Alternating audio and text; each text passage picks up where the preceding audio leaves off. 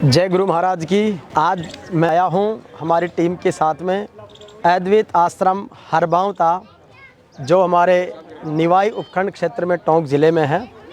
ये सदगुरु सेवानंद जी महाराज का समाधि स्थल है। यहाँ पर गुरु चेतनानंद जी महाराज के शिष्य हीरानंद जी महाराज ने वर्षों पहले तपस्या की थी और इसी परिसर में जंगल में मंगल करने का काम ये उन महान संतों ने किया। कहते हैं कि सती जति अर सूरमा आ मरुधरा मोतियारी खान, संत शरीरा मेहमान पधारे आम हरी माइडरी पहचान। तो इस धरती पर संतों ने तप किया, वाणी प्रकट की और अनुभव की वाणी से जन जन को कृतार्थ किया। हीरानंद जी महाराज की समाधि के दर्शन हमने किए, जहाँ पर वर्तमान आचार्य बालकानंद जी महाराज ने भंडारे की आरती भी की। गुरु महाराज की आरती ओम जय सतगुरुदेवा, इस उच्चारण के साथ में सदगुरु के जयकारे गूंजे। दूर दराज से श्रद्धालु बड़ी संख्या में आते हैं। मिंगसर सुदी नवमी को ये बरसी का आयोजन होता है। जब मिंगसर सुदी नवमी को महाराज श्री का शरीर छूटा था 1997 में, उसके बाद से लगातार कहते हैं संत जब अपना शरीर छोड़ते तो परम धाम को जाते हैं, इसलिए उस दिन को महापरिनिर्वाण का नाम दिया गया है। तो इसीलिए उस अवसर पर सत्संग होता, हरि कीर्तन होता है और भोजन प्रसाद होता है। ये सम्माननीय श्रद्धेय संत श्री सेवानंद गिरि जी महाराज की समाधि स्थल है। एक तरफ हीरानंद गिरि जी महाराज की समाधि स्थल है और वर्तमान में बालकानंद जी महाराज के सानिध्य में इस संपूर्ण आश्रम का संचालन हो रहा है। यहाँ पर 250 से अधिक गौ माताओं की सेवा हो रही है और गौशाला के अन्य विस्तार के कार्य लगातार जारी हैं। इसके साथ ही आने वाले श्रद्धालुओं के लिए समुचित रूप से प्रबंध हैं, भोजन के, आवास के, सारी सुविधाएं हैं और प्रकृति का एक अद्भुत आनंद है। माँ प्रकृति और परमात्मा की एक ऐसी कृपा है जिससे हम बड़ी आध्यात्मिक अनुभूति महसूस कर सकते हैं। जीवन का यही श्रेष्ठता है कि हम संगत अच्छे लोगों की करें और पंगत शुद्ध और पौष्टिक भोजन करें। तो संगत और पंगत का इसीलिए महत्व बताया गया है और हमारे संतों में वाणी में लिखा है कि सत्संगत में बैठना यही सुख का मूल, बेटा कभी न जाओना कुसंगत में भूल। सत्संगत की गंग में निस्दिन करो स्नान, मन निर्मल हो जाएगा बढ़े ज्ञान सम्मान। तो आयु, यश, विद्या और बल को मजबूत करने के लिए संतों की शरण में साधु की व्रति का जीवन जीना, और साधु व्रति न केवल चोला बल्कि साधु व्रति पैंट शर्ट वाला भी हो सकता, साधु व्रति धोती कुर्ते वाला भी हो सकता। साधु व्रति का स्वभाव होता है, कपड़ों का नहीं, लेकिन हमारा कपड़ों का एक संकेत इसलिए बनाया गया है ताकि व्यक्ति अपने आचरण और मर्यादा में रहे, उस चोले का सम्मान करे। तो आज बालकानंद जी महाराज की इस आश्रम में, जो अब बालकानंद जी के नाम से हैं, सेवानंद जी महाराज थे तो उनके नाम से था, हीरानंद जी के नाम से, तो एक अद्वैत आश्रम की बड़ी परंपरा है।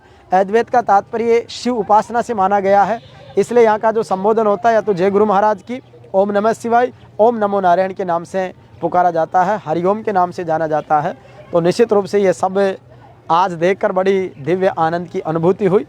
हमारे साथ हमारे मित्र भाई रामविलास जी हैं, रामविलास लांगड़ी, जो पत्रकार हैं, दैनिक सच्चा सागर के प्रबंध संपादक हैं, हमारे अजीज मित्र छोटे भाई हैं। मैं चाहूँगा कि इस आश्रम के बारे में अपना अनुभव और अपनी जानकारी हमसे साझा करें। सबसे पहले तो जेवीपी मीडिया ग्रुप के चेयरमैन भाई साहब हरिराम जी को बहुत बहुत धन्यवाद कि मेरे एक आग्रह पर आप यहाँ पहुँचे और विस्तार से सारे मंदिर द्वारा संचालित कार्यक्रमों को समझा, यहाँ की सारी जानकारी ली आपने। उसके बाद भी फिर भी आपने विशेष तौर पर सारा सब कुछ बता ही दिया है। यह आश्रम बहुत ही प्राचीन आश्रम है हरबावता। यहाँ पर साल में कम से कम 5 बार कार्यक्रम आयोजित होते हैं। सालाना 5 बड़े कार्यक्रमों का बड़े कार्यक्रम, जिसमें 50,000 से अधिक लोग यहाँ पर आते हैं हर कार्यक्रम में। लगभग गुरु पूर्णिमा का एक बहुत बड़ा कार्यक्रम यहाँ पे होता है, गुरु नवमी हो गई, गुरु अष्टमी हो गई और शरद पूर्णिमा का कार्यक्रम भी यहाँ पर। आश्रम द्वारा बौड़ी के अंदर भी एक गौशाला संचालित की जा रही है। इसके अलावा भी जैसे कि बस्सी के अंदर एक आश्रम संचालित है। कई इस आश्रम की कई ब्रांचेज हैं कि यहाँ के सेवानंद जी महाराज के शिष्य रहे, हीरानंद जी महाराज के शिष्य रहे, वो तो उनके द्वारा अलग अलग जाकर आश्रम स्थापित कर लिए। यहाँ पर यहाँ की कोई विशेष चमत्कारी घटना जिसको लोग बड़ी श्रद्धा के साथ याद करते हैं? यहाँ पर कई लोग प्रतिदर्शी हैं। एक बार यहाँ कोई कार्यक्रम था जिसमें कार्यक्रम में घी कम पड़ गया यहाँ पर, तो उस समय स्वामी जी के पास गए लोग कि महाराज जी घी नहीं है, क्या करें, हैन वक्त पर लोग बहुत आए हुए हैं। तो स्वामी जी ने सहजता से कहा कि तालाब से आप पानी भर करके ले आओ। तो उसमें से बट्टी वो जो कढ़ाई होती है उसमें डाला, वहाँ घी का काम कर गया वो पानी। तो उसके बाद बताया जाता है कि दूसरे दिन वो सारा जितना घी वो पानी लिया था उसको उसमें वापस डाला गया, घी के रूप में वापस लौटाया गया।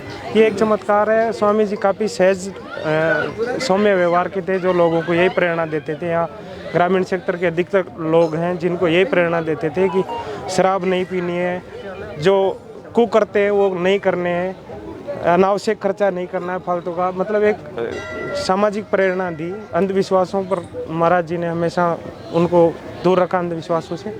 ये से काफ़ी वो है। बाकी आपकी टीम को बहुत बहुत धन्यवाद। पर्दे के पीछे उपस्थित चोपड़ा जी को भी बहुत धन्यवाद कि उन्होंने पूरी मेहनत की है, पूरा कवरेज करके आप सब लोगों को दिखाया। बिल्कुल, तो निश्चित रूप से संतों के बताए मार्ग पर चलने से जीवन बहुत सरल होगा, शुद्ध होगा, सात्विक होगा। जो संतों का अनुभव, संतों की वाणी और संतों की जो सीख है वो बहुत अच्छी मिली।